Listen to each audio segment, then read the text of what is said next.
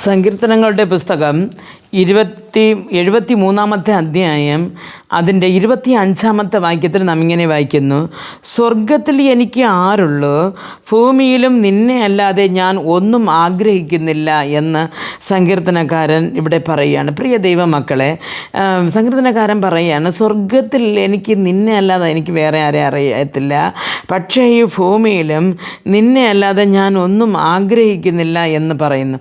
അപ്പോൾ പ്രിയ ദൈവമക്കൾ, നമ്മുടെ ആഗ്രഹങ്ങൾ ഒരുപാട് വലുതാണ്. ഈ ഭൂമിയിൽ നാം ഇരിക്കുമ്പോൾ നമ്മുടെ ആഗ്രഹം എന്തിലൊക്കെ ഇരിക്കുന്നു? വലിയ വീട്ടിലും വലിയ സ്വത്തുക്കളിലും കാറുകളിലും ഇരിക്കുന്നു, അല്ലെങ്കിൽ നമുക്ക് പ്രിയപ്പെട്ടവരോട് നമ്മുടെ ഹൃദയം അധികം ഇരിക്കുന്നു. ഇല്ല, നാം ദൈവത്തോട്, നമുക്ക് ജന്മം തന്ന ഈ ഭൂമിയിൽ നാം കാത്തിരിക്കുന്ന ദൈവത്തോടു കൂടെ ആയിരിക്കുന്നു. പ്രിയ ദൈവമക്കളെ, നാം ഒരു സ്ഥലത്ത് പോകണമെങ്കിൽ, ഒരു വീട്ടിനകത്ത് നാം പോകണമെങ്കിൽ, ആ വീട്ടിലുള്ള വ്യക്തിയെ നാം നല്ലവണ്ണം അറിഞ്ഞിരിക്കണം. അവരെ നാം എപ്പോഴും ഓർക്കുന്നത്, അവരോട് ഒരു എപ്പോഴും ഒരു തുടർബ് ഉള്ളവരായിട്ട് നാം ഇരിക്കണം. അല്ലാന്നുണ്ടെങ്കിൽ ആ വ്യക്തിയുടെ വീട്ടിൽ നമുക്ക് കടന്നു പോകുവാൻ പറ്റത്തില്ല. പ്രിയമുള്ള ദൈവം, ഈ ഭൂമിയിൽ നാം ആയിരിക്കുമ്പോൾ നമ്മുടെ ഇഷ്ടം ആരോടായിരിക്കുന്നു? ഈ ഭൂമിയിലുള്ള അഴിഞ്ഞു പോകുന്ന ഓരോ സ്വത്തുക്കൾ മേലും, ഓരോ ആൾക്കാർ, നമ്മെ വിട്ടുപോകുന്ന ഓരോ ആൾക്കാരുടെ മേലും ഇരിക്കുന്നു, കർത്താവായ ദൈവത്തിലിരിക്കുന്നു. പ്രിയ ദൈവ പൈതലെ, സ്വർഗരാജ്യത്തിൽ പോകുമ്പോൾ കർത്താവിനെ കരുതല്ലാമെന്ന് നമുക്ക് വേറെ ആരെയും അറിയത്തില്ല. അതുകൊണ്ട് ഈ ഭൂമിയിലും ദൈവത്തോട് ഇരിക്കുന്നതും ദൈവത്തോട് വസിക്കുന്നതും നാം അധികമായിട്ട് ഇഷ്ടപ്പെട്ട് ദൈവത്തോടു കൂടെ ഇരിക്കുമ്പോൾ, ഈ ലോകത്ത് നിന്ന് കണ്ണടയ്ക്കുമ്പോൾ നാം ആ ഒരു സ്ഥലത്ത് പോയി ചേരാൻ പറ്റും. നമ്മുടെ സമ്പാദ്യം എവിടെ ഇരിക്കുന്നു, അവിടെ തന്നെ നമ്മുടെ ഹൃദയം ഇരിക്കുമെന്ന് ദൈവവചനം പറയുന്നു.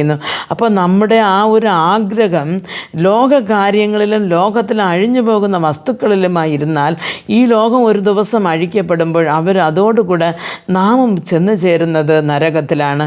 ഇല്ല, നമ്മുടെ ആഗ്രഹവും നമ്മുടെ വിചാരങ്ങളും എല്ലാം, ഓർമ്മകളും എല്ലാം ദൈവത്തിലാണെങ്കിൽ, ദൈവവചനത്തിലാണെങ്കിൽ, സ്വർഗരാജ്യത്തിനെക്കുറിച്ചാണെങ്കിൽ, ഒരു ദിവസം നാം ഈ ഭൂമിയിൽ നിന്ന് കണ്ണടയ്ക്കുമ്പോൾ ആ സ്വർഗരാജ്യത്തിൽ പോയി ചേരുവാൻ സാധിക്കും. ആയതുകൊണ്ട് പ്രിയ ദൈവമക്കളെ, നമ്മുടെ നിലവുകളും നമ്മുടെ സംസാരങ്ങളും എല്ലാം ക്രിസ്തയേശുവിൽ കാക്കപ്പെടുവാൻ ദൈവം ഓരോരുത്തർക്കും കൃപ നൽകട്ടെ. പ്രാർത്ഥിക്കാം. ഞങ്ങൾ അതിവാത്സല്യമായി സ്നേഹിച്ച് വഴി നടത്തുന്ന സ്വർഗസ്ഥ പിതാവേ, ഞങ്ങൾ ഈ ഭൂമിയിലായിരിക്കുന്നിടത്തോളം കാലം അങ്ങയിൽ ആശ്രയിച്ച് അങ്ങയിൽ തന്നെ കർത്താവെ ആഗ്രഹിച്ച് മുമ്പോട്ട് വരുവാൻ ഞങ്ങൾ ഓരോരുത്തരെയും സഹായിക്കണമെന്ന് പ്രാർത്ഥിക്കുന്നു. യേശു ക്രിസ്തുവിൻ്റെ നാമത്തിൽ പ്രാർത്ഥിക്കുമ്പോൾ പ്രാർത്ഥന കൃപയോട് കേട്ട് മറുപടി നൽകി തരണം നല്ല പിതാവേ. ആമേൻ.